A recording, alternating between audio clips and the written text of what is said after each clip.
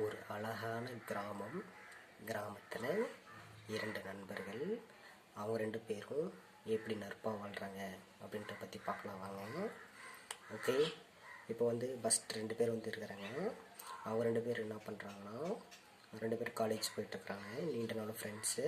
அதுக்கப்புறம் அவங்க 2 பேரும் காலேஜ் விட்டு ஒரு நாள் வராங்க, 2 பேரும் பேசிகிட்டே வராங்க.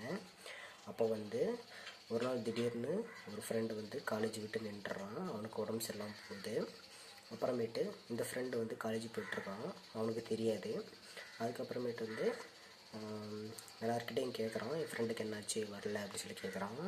அதுக்கு என்ன சொல்கிறாங்கன்னா, அவங்க ஃப்ரெண்டுக்கு உடம்பு சரியில்லை அப்படி சொல்கிறாங்க. அப்புறமேட்டு உடனே போகிறான், போய் பார்க்குறான்.